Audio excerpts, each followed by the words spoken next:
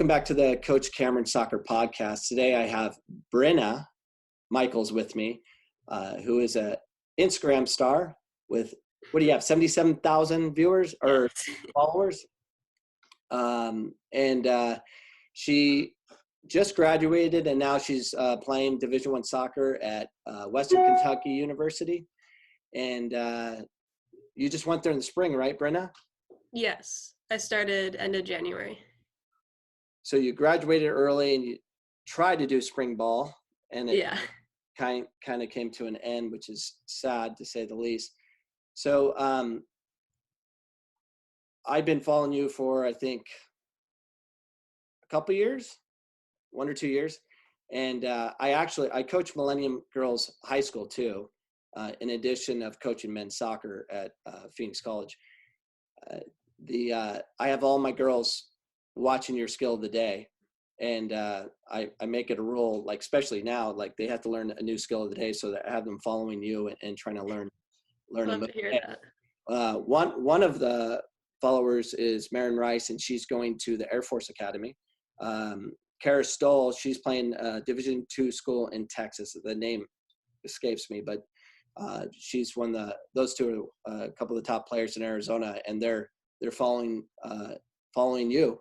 And you might be playing them, you never know, in the NCAA tournament. So, which will be kind of cool. So let's talk about why you started this. Why did you decide that you were going to do skill of the day?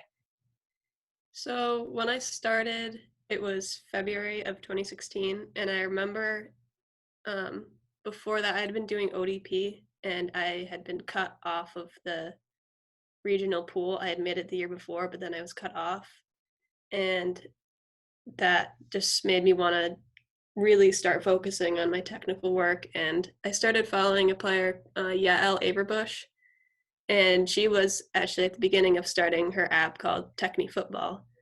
And she really emphasized the fact that you need to train every single day, just even if it's just a little bit, just always just mastering your craft. And that really stuck with me. So that's one of the reasons why I have been able to do it every single day up to now. So I just messaged Yale today, and she and that's how I think I found you, because she posted one of your skills. My daughter's featured on her site, and she won one of those headsets or whatever. My daughter played the last 2 years at Seattle U, and she's featured on Yale's Instagram page as well. And it's a small world looking at that. So you made this decision, like you were going to do it and you were going to post, and a lot of it was attributed to Yale. Yeah, she started doing skill of the days. So I would watch this video that she would post every day at noon, and then I would recreate it that night. And I just kept on doing it. It got me in a habit of this.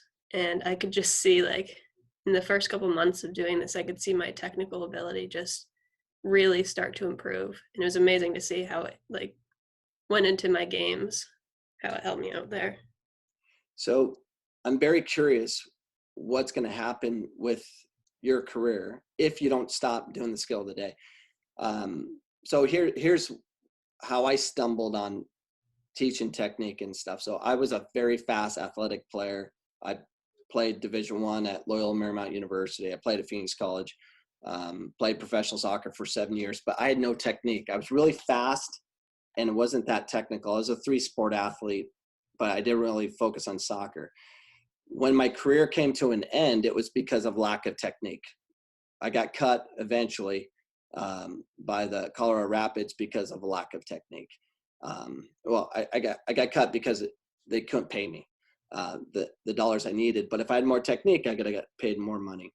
So I started teaching 3 hours a night, skill development, and teaching street soccer moves. A lot of moves that you're doing, some aspects of it. And I did that for 2 years, 5 days a week, 2 to 3 hours a night, just training kids, not knowing what I was doing. And then I played a soccer game again. And I was the fast kid, and I was playing against all my old pro buddies, and I was a different player. Like I Yeah. wasn't like doing all the crazy moves. I was quicker. My plant foot was stronger. It was an amazing eye opener for me to realize that you can become more technical, a better soccer player if you keep trying to train your brain how to connect to your body through connecting Yeah. neurotransmitters. To watch you in that one video I saw of you when you showed like your progression when you first started to today, you're different. You're quicker, you're faster. So when did you realize that you were becoming quicker and faster with the game of soccer? Um, well, sometimes I go back to the beginning of my account and just kind of look at the videos there, and there really is a big difference. And I can see like from doing all these skills, they're all different skills too. It's not just one like drill that's made me a lot better. It's just like playing with the ball whenever you can, and just that brain to muscle memory it's amazing. Yeah. So the one thing I do know is like, is the, a lot of people want the instant gratification of being technical right away and stuff like that, but it doesn't happen. From what I've learned, you won't notice a real improvement unless you do it for 3 to 6 months, Yeah. and you won't notice, and do it every day.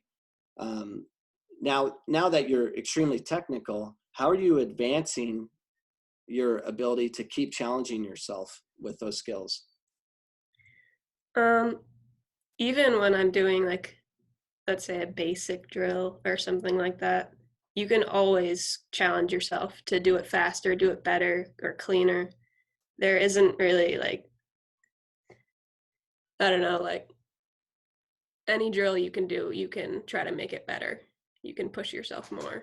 And I felt like doing these technical drills, I've like gotten to push myself. So have you seen any of the videos I put out? I have not, no. So I do basically street soccer moves, um, but I would have I have names for them based on what kids created, because when I was a director of coaching for the Arizona Hammers, and so I would have the kids create a move on their own, and then we'd name it after them. And so they're kind of named after kids, but they went home to try to learn them. Um, so have you ever made up a move on accident because you messed up trying to do something? Um, like a 1v1 move, you mean? Or Just manipulating the ball kind of in your videos as you're trying to do things. oh yeah, a lot of the drills I do now are just mixtures of ones I've seen or I've done in the past. And I found that I can just make up drills now because of all the ones I've done in the past. I'm kind of like, yeah, I can make it up at the spot what I want to train. So where I'm at today, and I'm 44, but I could literally think of a move in my mind and then do it the first time. Or do you ever have anything like that where you're like, you just think of something and then you go and you can basically do it pretty quickly? Yeah, usually when I'm about to do my skill of the day, I'll think about what I want to do, and then it happens a lot quicker than like maybe a year ago. I felt like my technique is rising when I do this stuff. So it won't end. So I've been doing this, I don't know, 25 years, believe it or not, of manipulating the ball and trying to make up moves. And a lot of the moves that I do are all made up by me. And now I see it on YouTube. People are doing like these reverse step overs and stuff. I have it documented of doing it on YouTube in 2001. And they kind of grow, which is fine, whatever. I remember I made up a move. It was ridiculous. Like it was the coolest move I ever made up. And then I saw Ronaldo do it in a game. And I'm like, I thought I made it up, and he's actually doing it in the game. And I was like, Yeah. it's crazy. But yeah, and you're young. I started mine late. So if you keep doing this, I'm really going to be following your career and see what happens to you as a player. Cause I think you're going to be stronger. I think you're going to be more fit. because there's something, or what are you studying in college, do you know? Actually, exercise science. Perfect. You're going to love it.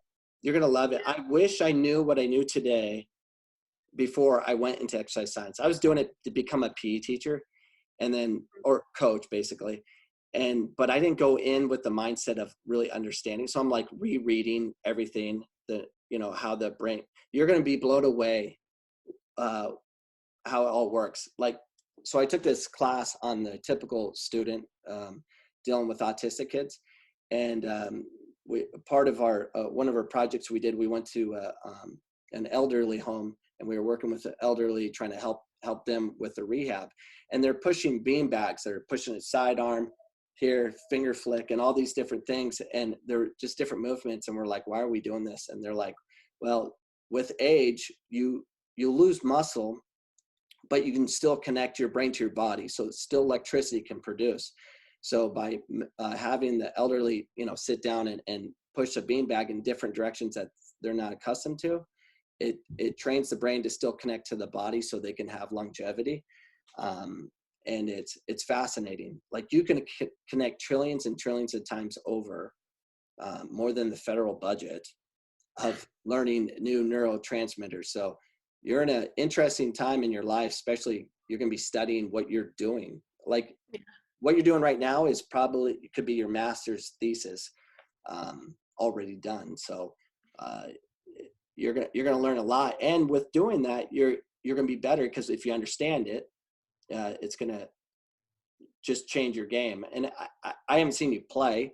I've seen clips of what you post on Instagram, but the one thing on the girl side or the women's side, it's not everyone has your technique. So how do you deal with that? Sorry, what were you So asking? the being technical, I'm assuming you want the ball, right? Yeah. You want to have it because you're comfortable to have it. Not everyone on your team, even at Seattle U, where my daughter plays, they're not comfortable with the ball. There's a separation there. You're going to be the technical player. There's going to be other technical players on your team, but as a whole, it doesn't exist. Some are just defenders. Yeah. They're going to kick the ball far. So, and you kind of missed out on spring ball. So what have you noticed with just in the girls' game and the women's game generally? Do you find it tough to fit in a lot of games because the game is just kind of a run and chase kind of game, or so?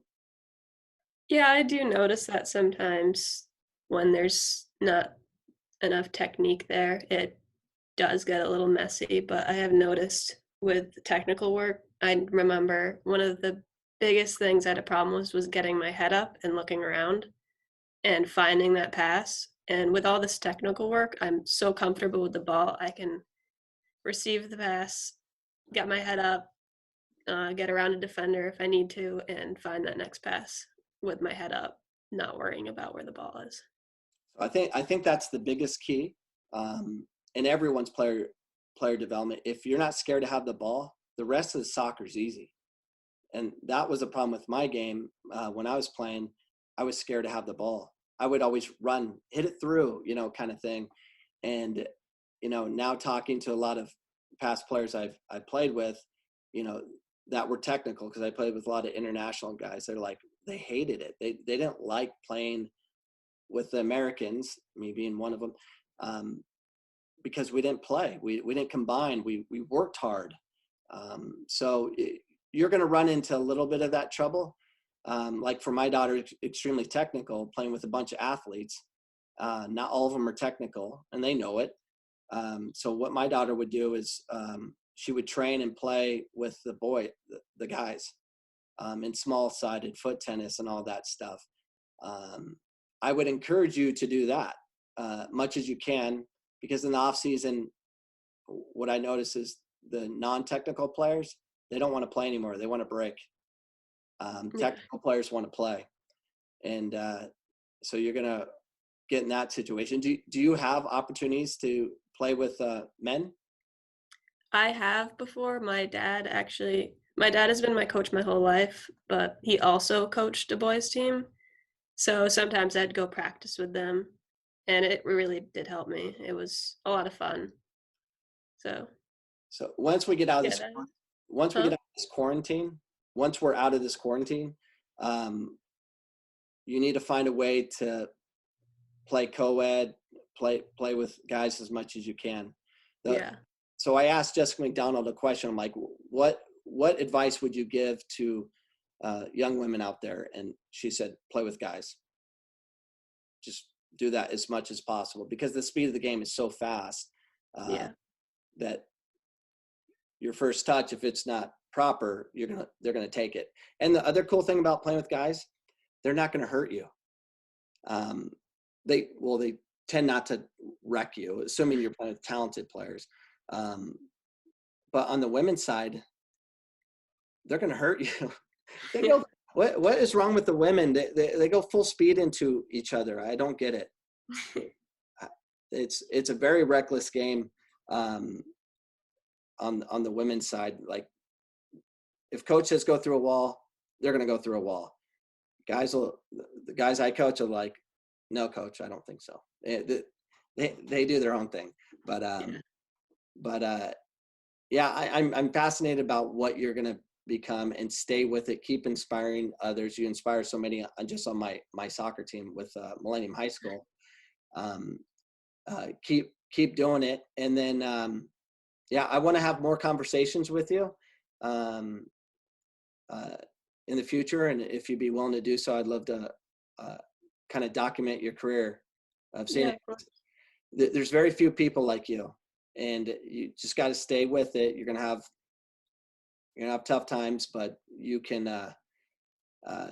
definitely keep doing what you're doing, and you'll keep developing. You have a head start. There's very few people like you in America, anyways. So you're going to have a great career. Just keep doing what you're doing, and at least you have basically a master's degree in dribbling that you can do really well in school or in business afterwards, teaching techniques. So, um, let's talk about your family a little bit. Do you have brothers and sisters, or I have one older brother. does he's older, so he's already out of the house, I'm assuming. Did he play? He did, but he wasn't really a sports kind of guy. Yeah, Yeah. just the two of you, and then did your dad play? Yes, he did. He played he played college soccer at Plattsburgh, so SUNY Plattsburgh, so that's where we live now. Nice. Well, that's helpful. Have a father that played. Um, Yeah. He's been my coach my whole life and my trainer and everything, so that's been really helpful in my development. oh, that's an amazing, and it's going to be. Um, I'm sure you're. How far is WKU from where you live? Um about for a car ride it's very long. I think it's about 16 hours maybe, but we usually take plane rides, so 2 1-hour plane rides to get there. So I saw on your spring schedule you'll be playing. You would have been playing Belmont University. Do you know the schools you'll be playing in the fall? Yes. I have the schedule somewhere, but I do remember we play for like a non-league or in the league. I can actually pull it up right now. Um, so Belmont University was a spring ball game, and I sent one of my players there from Phoenix Mhm. College because we're a 2-year institution. And oh, here it is, women's soccer schedule. So yeah, the goalkeeper for Belmont University, Alex, uh, played 1 year at PC and then went straight there and played against Georgetown. And you're supposed to play Tennessee Tech University. So this is spring. Let's look at your fall schedule. Oh, is it not up yet? I'm not sure if it'll be there, but I have it somewhere on my phone, but I know some of the schools we play against.